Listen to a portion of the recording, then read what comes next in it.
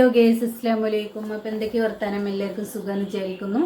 അപ്പോൾ തന്നെ ഞാൻ പറയാൻ വന്നിട്ടുള്ളത്, ഉസ്താദ് മരണപ്പെട്ടവരെല്ലാവരും അറിഞ്ഞിട്ടുണ്ടാവില്ലേ? ആരും അറിയാത്ത ഉണ്ടാവില്ല. അത്രക്കും നല്ല മരണം കാര്യങ്ങളൊക്കെ ഇനും എല്ലാം ചെയ്തു വെച്ചിട്ടാണ് ഉസ്താദ് മരണത്തേക്ക് പോയിട്ടുള്ളതില്ലേ. കബർ ഇങ്ങനെ വേണമെന്നും അതേമാതിരി എന്നെ കഫൻ ചെയ്യുമ്പോൾ ഇങ്ങനെ ചെയ്യണം, ബാങ്ക് കൊടുക്കുന്ന സമയത്ത് വെക്കണം എന്നൊക്കെ പറഞ്ഞാൽ എല്ലാം വസിയത്ത് ചെയ്തിട്ടാണ് പോയിട്ടുള്ളതില്ലേ ഉസ്താദ്.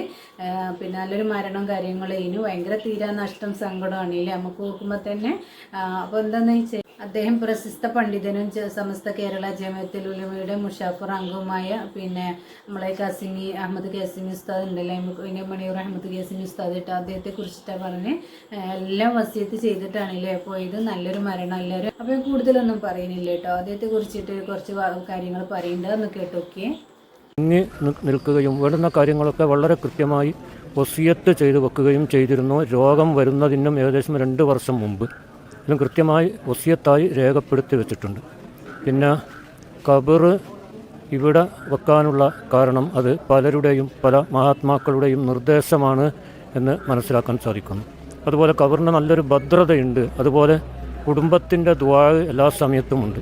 പിന്നെ ഖബർ ഇവിടെ വെക്കാനുള്ള ഒരു പ്രധാന കാരണം ഓരോ മകള് ഫാത്തിമ. ഫാത്തിമ മകളെ ഗർഭം ധരിച്ച് 4 മാസം കഴിഞ്ഞപ്പോൾ ഡോക്ടർ വിലാസിനി പറഞ്ഞ് കുട്ടിയെ എടുത്തു കളയണം, അപകടമാണ്. സുബ്ഹാനല്ലാഹ്, ഉസ്താദ് വല്ലാതെ ബേജാറായി.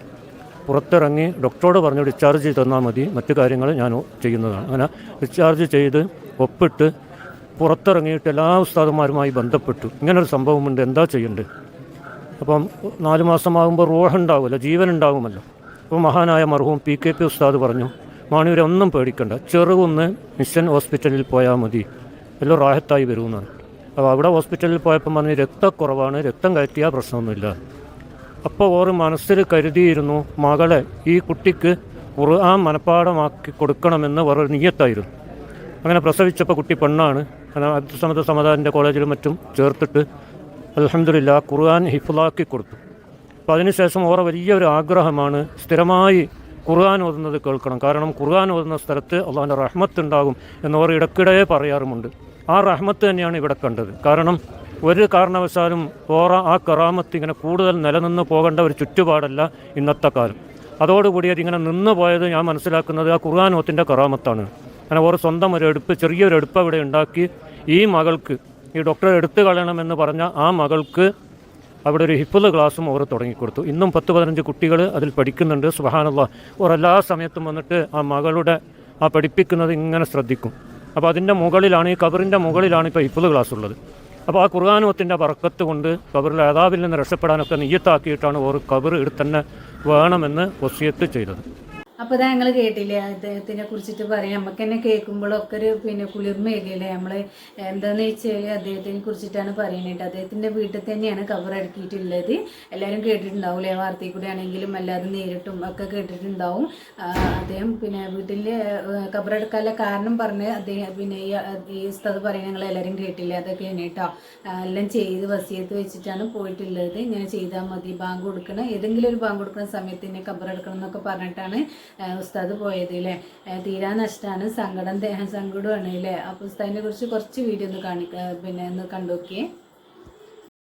കേരള ജനതയെ ഒന്നടങ്കം കണ്ണീരിലാഴ്ത്തിയ, വളരെയേറെ സങ്കടപ്പെടുത്തിയ ഒരു വാർത്തയായിരുന്നു നമ്മൾ ഇന്നലെ കേട്ടത്. വലിയ പണ്ഡിതനും സൂഫി വര്യനും ഒരുപാട് ആളുകൾക്ക് ആശ്വാസവുമായിരുന്ന ബഹുമാനപ്പെട്ട ഷെയ്ഖുന മാണിയൂർ ഉസ്താദിൻ്റെ വഫാത്ത്. അല്ലാഹു സുബ്ഹാനഹു വ തആല മഹാനുഭാവൻ്റെ ദറജ ഉയർത്തി കൊടുക്കട്ടെ. അവരോടൊപ്പം നമ്മയും അവൻ്റെ സ്വർലോക സ്വർഗത്തിൽ ഒരുമിച്ച് കൂട്ടി അനുഗ്രഹിക്കട്ടെ. ജീവിതം മുഴുവൻ സംഘടനക്കും സമുദായത്തിനു വേണ്ടി മാറ്റിവെച്ചവരായിരുന്നു ബഹുമാനപ്പെട്ട ഷെയ്ഖുന മാണിയൂർ ഉസ്താദ്. ഒരുപാട് പ്രയാസങ്ങൾ പറഞ്ഞ്, പ്രതിസന്ധികൾ പറഞ്ഞ് ബഹുമാനപ്പെട്ട മാണിയൂർ ഉസ്താദിൻ്റെ അടുക്കലേക്ക് എത്തിയ ഒരുപാട് ആളുകൾക്ക് ആശ്വാസം നൽകിയിട്ടുണ്ട് ഷെയ്ഖുന. ക്ഷീണം പോലും വകവെക്കാതെ നാട്ടുകാരുടെ സമുദായത്തിൻ്റെ പ്രശ്നങ്ങളും പ്രയാസങ്ങളും കേട്ട് പരിഹരിച്ചു കാലങ്ങളോളം ബഹുമാനപ്പെട്ടവർ. ദുആ മജ്‌ലിസുകൾ കഴിഞ്ഞ് പാതിരാവിൽ തിരിച്ചെത്തിയാൽ പോലും ബഹുമാനപ്പെട്ട ഷെയ്ഖുന മാണിയൂർ ഉസ്താദ് തഹജ്ജുദിന് സമയത്ത് കൃത്യമായി എഴുന്നേൽക്കുമായിരുന്നു. അത്രയേറെ തഖ്വയോടുകൂടി ഇഖ്ലാസോടുകൂടി ജീവിച്ച മഹാനുഭാവനായിരുന്നു ബഹുമാനപ്പെട്ട ഷെയ്ഖുന മാണിയൂർ ഉസ്താദ്. ബഹുമാനപ്പെട്ടവരുടെ വഫാത്ത് നമ്മെ സംബന്ധിച്ചിടത്തോളം നികത്താനാവാത്ത ഒരു വലിയ നഷ്ടം തന്നെയാണ്. എല്ലാ കാര്യത്തിലും കൃത്യമായ ഒരുക്കത്തിൽ മാത്രം ജീവിച്ച ഷെയ്ഖുന മാണിയൂർ ഉസ്താദിൻ്റെ വഫാത്തിനായുള്ള ഒരുക്കം ഉസ്താദിൻ്റെ ജീവിതം എത്രമേൽ സുന്ദരമാണെന്ന് തെളിയിക്കുന്നതായിരുന്നു.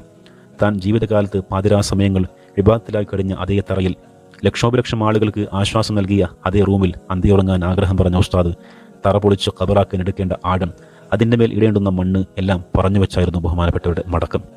കഫൻ ചെയ്യേണ്ട രീതിയും അതിനുപയോഗിക്കേണ്ട തുണികളും മുൻകൂട്ടി തയ്യാറാക്കി വെച്ച് അവകൾ സംസമിൽ കഴുകി ഉണക്കി വെച്ച് തലയിൽ കെട്ട് സ്വന്തം കൈകൊണ്ട് കെട്ടിവെച്ചിട്ട് ഒരുക്കം നടത്തിയിരുന്നു ബഹുമാനപ്പെട്ട ഷെയ്ഖുന. വസിയത്ത് പ്രകാരം കഫൻ ചെയ്യുമ്പോൾ വല്ല സംശയം വന്നാൽ നോക്കാൻ തഴവാ ബൈത്തിൽ കഫൻ ചെയ്യുന്ന ഭാഗം പറയുന്നത് കോപ്പിയെടുത്ത് വസിയത്തിൽ വെച്ചിരുന്നു ബഹുമാനപ്പെട്ടവർ.